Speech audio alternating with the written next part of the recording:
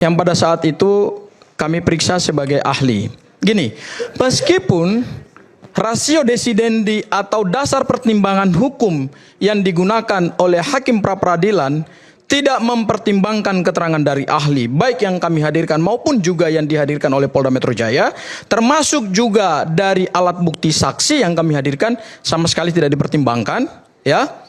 Tapi kita menghormati putusan pra-peradilan. Mungkin saya mau mengklarifikasi bahwa pada saat kami bertanya atau memeriksa ahli, saya bertanyanya adalah pada apa itu dokumen elektronik. Jadi bukan analog yang saya tanyakan, ya. Mohon Profesor, mohon izin, saya menghargai Profesor. Tapi yang saya tanyakan adalah dokumen elektronik. Pakai ini. Ya. Dan ahli mengatakan bahwa saya bukan ahli. Ketika ditanya informasi dari saya jawab. Ya. Ketika analog segala macam saya enggak tahu lagi. Enggak seperti itu. Bisa diputar kembali rekamannya kok. Bisa diputar kembali rekamannya kok. Dokumen elektronik saya dengan kenapa saya bertanya itu kepada ahli?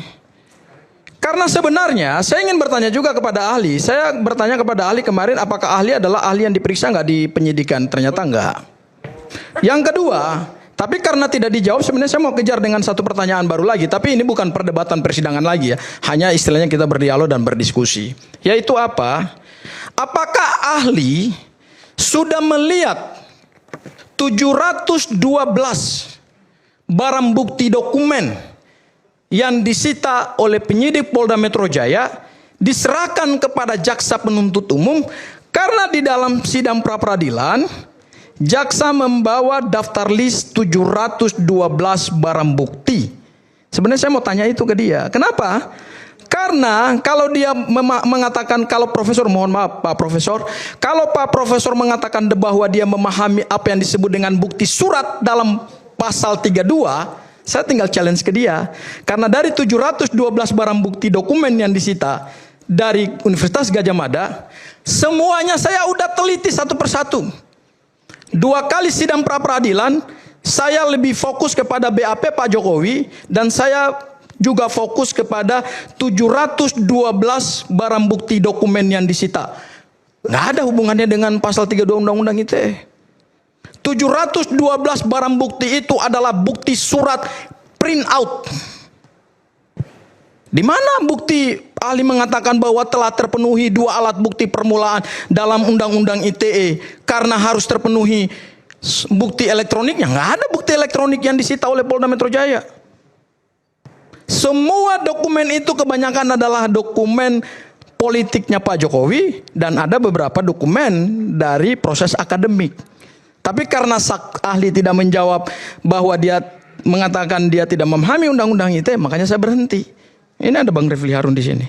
Tapi kita tidak usah memperdebatkan sesuatu fakta yang pada akhirnya fakta itu juga tidak dipertimbangkan oleh hakim, karena hakim conclusionnya adalah ini hanya semata-mata mengulur-ngulur. Tidak relevan. Pemeriksaan pokok perkara. Dan hakim juga membangun satu rasio desidendi atau pertimbangan hukum yang menurut saya juga kurang tepat. Dan itu tidak konsisten oleh hakim pra-peradilan. Yaitu apa? Hakim mengatakan bahwa pemeriksaan pokok perkara karena sudah dimulai, maka ini bukan lagi kewenangan lembaga pra-peradilan untuk menguji pasal 32 Undang-Undang ITE. Loh, Mas Roy ini statusnya masih tersangka. Ada nggak yang berani mengatakan Mas Roy ini terdakwa? Kalau pengacara Pak Jokowi mau mengatakan Mas Roy terdakwa, ayo kita adu argumen hukum. Ayo, kita adu argumen hukum. Mas Roy ini tersangka atau terdakwa? Dan kemarin itu yang saya tanyakan kepada ahli. Dan terkonfirmasi juga oleh ahli bahwa Mas Roy ini punya hak mengajukan permohonan pra-peradilan meskipun berkas perkaranya sudah dinyatakan P21. Kenapa dalam pertimbangan hakim mengatakan bahwa ini lebih baik sebelum pelimpahan berkas dan sebelum dinyatakan P21? Loh, hakim kok ngatur-ngatur hak seorang tersangka? Itu kan opsional, itu pilihan. Kapan saja dia pakai, sepanjang undang-undang memungkinkan. Makanya kami melihat bahwa kok pertimbangan hakimnya begini, putusannya kami terima.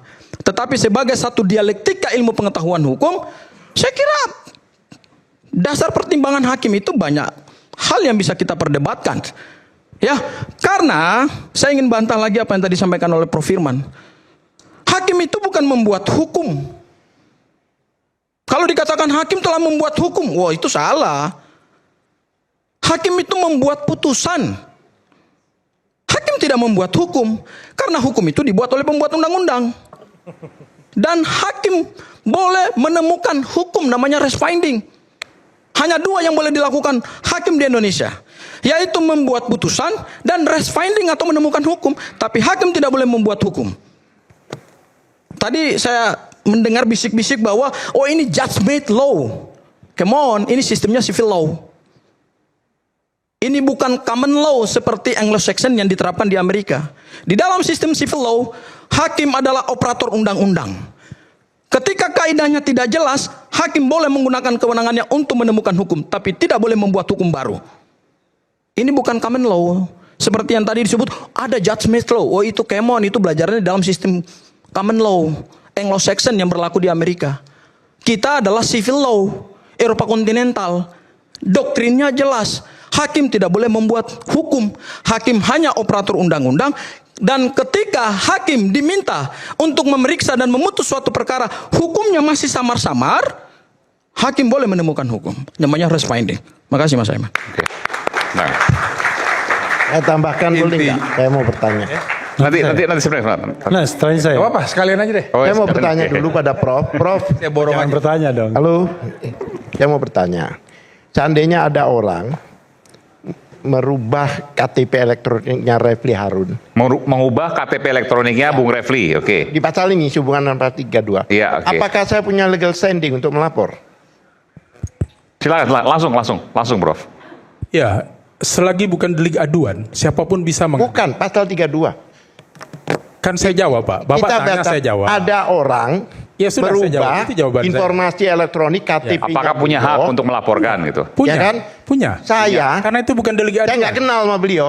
Apakah saya punya legal standing melaporkan beliau? Selagi bukan delik aduan, siapapun boleh melaporkan, Pak. Maksudnya? Tadi katanya nggak boleh.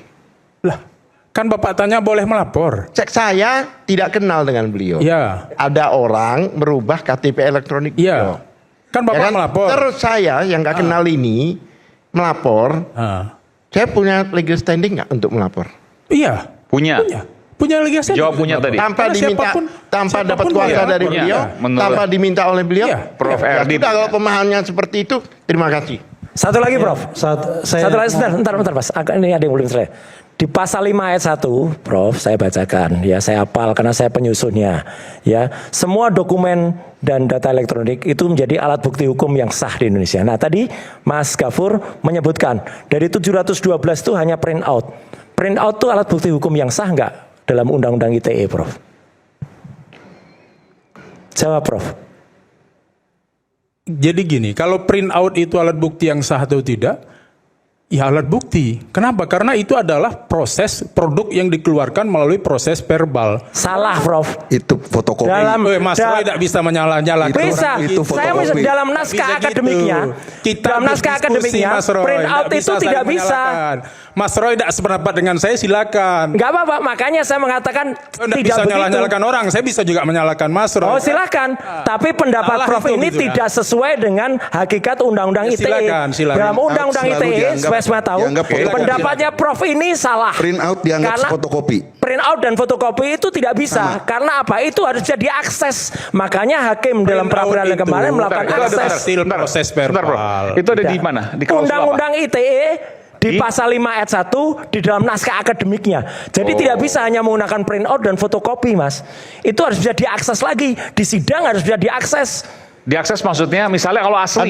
Iya, kalau asli misalnya itu harus bisa diakses. Makanya hakim kemarin Pak Iketut Darmawan itu mengakses Twitternya Dian Sandi X-nya. Oke. Dan beliau benar mengaksesnya dari komputernya PN Jakarta Selatan.